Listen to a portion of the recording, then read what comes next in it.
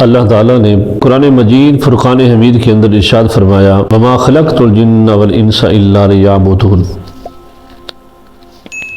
میرا مالک ارشاد فرماتا ہے کہ ہم نے انسان کو اور جنوں کو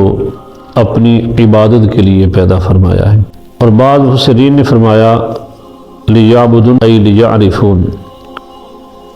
وما خلقت الجن والانس الا لیعبدون ای لیعرفون۔ یعبدون کا معنی فقط عبادت نہیں ہے، بلکہ اللہ نے حضرت انسان کو عبادت کے ذریعے اپنی معرفت کے لیے پیدا فرمایا ہے۔ اس کائنات میں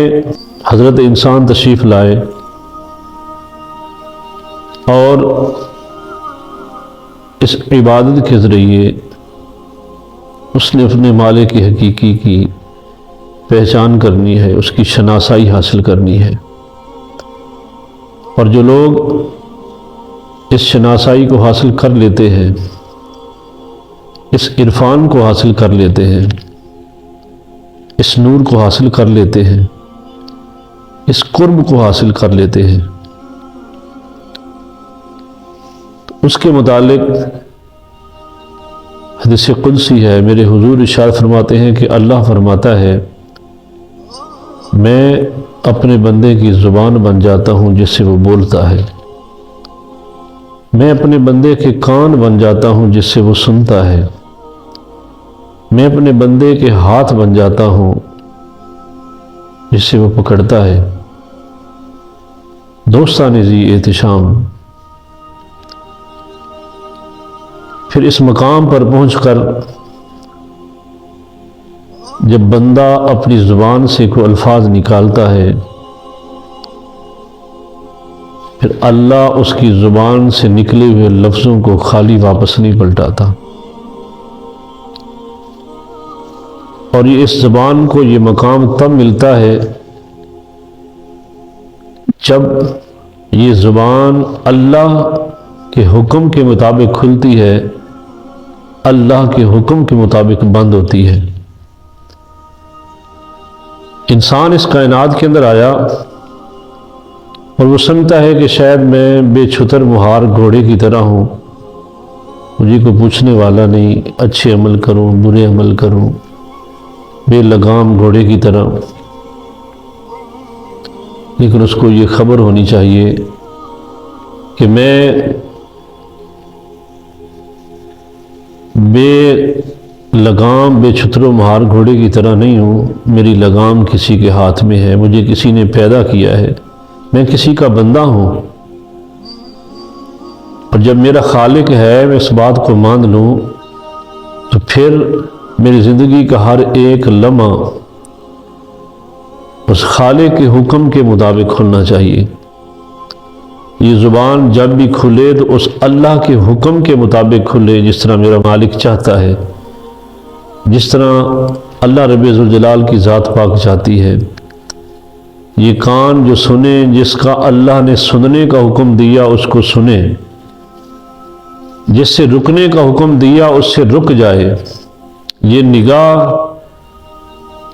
اللہ نے جہاں دیکھنے کا حکم دیا ہے، نبی پاک علی نبی جینا علیہ الصلوۃ والسلام کی پاک ذات نے جہاں دیکھنے کی اجازت دی ہے وہاں دیکھے، جہاں سے اللہ اور اس کے رسول نے روکا ہے وہاں سے رک جائے۔ جب اس انداز میں بندہ مومن زندگی گزارتا ہے، انسان اس انداز میں اپنی زندگی کے لمحات گزارتا ہے، تو پھر کیوں نہ میرا مالک ارشاد فرمائے کہ میں اپنے بندے کی زبان بن جاتا ہوں جس سے وہ بولتا ہے، کیونکہ اب اس کا بولنا اس کا اپنا بولنا نہیں، اس کا بولنا حکم الہی کے مطابق ہے، اور جس کا بولنا حکم الہی کے مطابق ہو، منشا الہی کے مطابق ہو، اللہ رب ذوالجلال کی رضا کے مطابق ہو، تو پھر وہ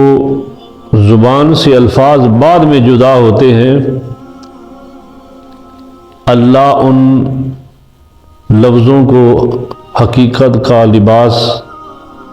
پہلے پہنا دیتا ہے۔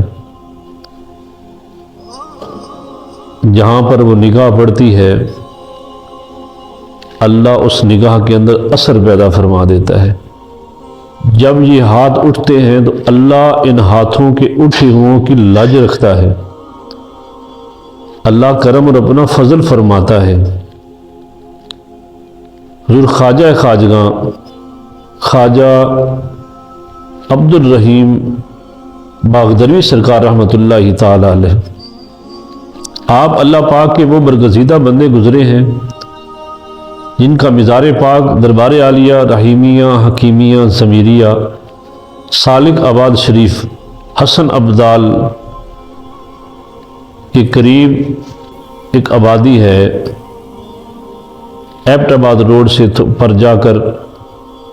لیفٹ سائڈ پہ، وہاں آپ کا مزار پاک ہے، اور آپ اللہ کے وہ پاک باز بندے تھے، اللہ کے وہ برگزیدہ بندے تھے۔ ہمہ وقت عشق الہی میں مست رہنا، 12 سال تک آپ نے لگاتار روزے رکھے، سحری افطاری میں کعوے کی پیالی اور چند منقے کے دانے، سحری بھی اسی سے افطاری بھی اسی سے۔ دوستان ذی احتشام، جب انسان کا دل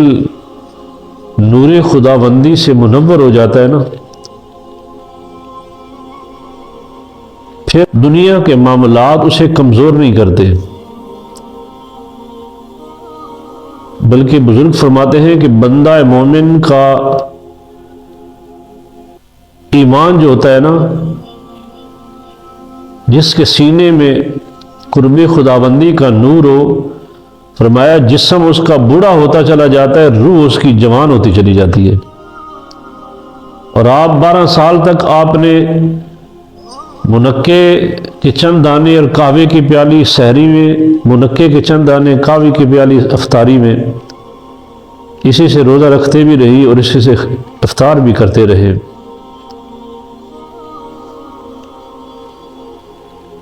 اور خود بھی ہمہ وقت اللہ کی یاد میں رہنا، اللہ کے ذکر میں رہنا، اور آنے والے لوگوں کو بھی ذکر الہی کی ترغیب کرتے رہنا۔ اور آپ کے متعلق آتا ہے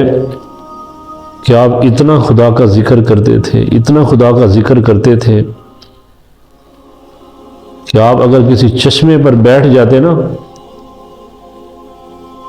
تو آپ کے ذکر کے ساتھ وہ چشمے میں رہنے والے مینڈک اور مچھلیاں بھی خدا کے ذکر سے ان کی زبانیں آباد ہو جایا کرتی تھی۔ اس انداز میں رب ذوالجلال کا ذکر کرتے وہ، پھر ذکر کریں کیوں نہ ایسا مقام ملے، کیونکہ جہاں سے انہوں نے اس نور کو حاصل کیا ہے، جہاں سے یہ فیض آیا ہے، دربار عالیہ مڑا شریف خواجہ قاسم صادق مڑوی رحمۃ اللہ تعالی علیہ، ان کے متعلق آتا ہے کہ جب آپ خدا کا ذکر کرتے، اللہ کو یاد کرتے کرتے جب ذکر الہی میں مست ہوتے، آپ کے ارد گرد پہاڑوں اور پتھروں سے بھی اللہ کے ذکر کی آوازیں آنے لگ جاتی تھی۔ آج بھی آپ پر جا کر دیکھیں، قافلے آ رہے ہیں، ذکر الہی ہو رہا ہے، قافلے آ رہے ہیں، اللہ کا ذکر ہو رہا ہے۔ دوستان ذی احتشام، اصل صوفیاء نے، اہل اللہ نے جس انداز میں نور کو تقسیم کیا ہے نا، آج چونکہ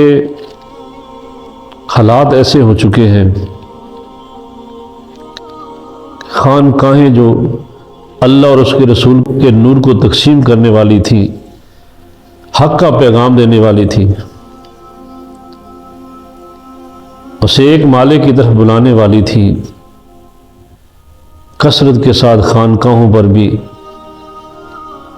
دنیا کا بول بالا ہونے لگا، دنیا کے پیغام نکلنے لگے، اور جب خانقاہی نظام سے بھی دنیا کے پیغام نکلنے لگے تو مولانا روم رحمۃ اللہ تعالیٰ فرماتے ہیں، اللہ نے انسان کے سینے میں ایک ہی دل رکھا ہے، اس دل کے اندر یا تو دنیا آ سکتی ہے یا نور خداوندی داخل ہو سکتا ہے، ایک وقت میں ایک ہی چیز اس دل میں رہ سکتی ہے، یا تو اللہ اور اس کے رسول کی عشق و محبت کا نور داخل ہو سکتا ہے، وہاں جلوہ گر ہو سکتا ہے، یا دنیا کی محبت اس میں آ سکتی ہے۔ یہ نہیں ہو سکتا کہ وہ دل دنیا کا بھی پجاری ہو اور عشق خداوندی میں بھی گوتہ زن ہو۔ اس کی مثال میں حضور غوث اعظم رضی اللہ تعالیٰ عنہ آپ ارشاد فرمایا کرتے تھے کہ بندہ مومن کی مثال ایسی ہے، بندہ مومن کی مثال ایسی ہے، اور وہ زندگی ایسے گزارتا ہے اس کائنات میں رہ کر کہ جس طرح کشتی پانی پر سفر کرتی ہے، وہ پانی پر سفر بھی کرتی ہے اور اپنی منزل کے قریب بھی ہوتی چلی جاتی ہے، لیکن وہ پانی کو اپنے اندر داخل نہیں ہونے دیتی۔ آپ جانتے ہیں کشتی کے پیندے میں سوئی کے نکے کے برابر بھی اگر سوراخ ہو جائے، وہ تھوڑا تھوڑا پانی بھی اندر آتا آتا ایک دن کشتی کو تباہ و برباد کر دیتا ہے۔ آپ فرماتے ہیں کہ بندہ مومن کی زندگی کی مثال ایسی ہے، اس کے قلب کی مثال ایسی ہے، وہ کشتی کی طرح پانی پر سفر کرتا ہے، اس دنیا میں رہ کر دنیا کے سفر کرتا ہے، اپنی منزل کی طرف رواں دواں رہتا ہے، لیکن جیسے کشتی پانی کو اپنے اندر داخل نہیں ہونے دیتی، اسی طرح بندہ مومن کا وجود تو اسی دنیا میں رہتا ہے، لیکن وہ اپنے دل کے اندر دنیا کی محبت کو داخل نہیں ہونے دیتا، کیونکہ وہ جانتا ہے کہ اس دل کو اللہ نے فقط دلدار کے لیے پیدا فرمایا ہے۔ تو جب دل اللہ رب ذوالجلال کی محبت سے آباد ہو جاتے ہیں، حضرت داتا علی حجویری رحمۃ اللہ تعالی علیہ آپ نے کشف المحجوب کے اندر ایک طبقہ ملامتیہ کا ذکر ارشاد فرمایا ہے۔ اس کا کام یہ ہوتا کہ بظاہراً وہ ایسے عمل کرتے جو غیر شرعی ہوتے ہیں۔ ان سے پوچھا گیا، آپ فرماتے ہیں ہم نے پوچھا ان سے کہ آپ ایسا عمل کیوں کرتے ہیں؟ انہوں نے کہا حضرت ہم یہ ایسے عمل اس وجہ سے کرتے ہیں کہ لوگ ہمارے نزدیک نہ آئیں اور ہم کھل کر اللہ کی عبادت کر سکیں۔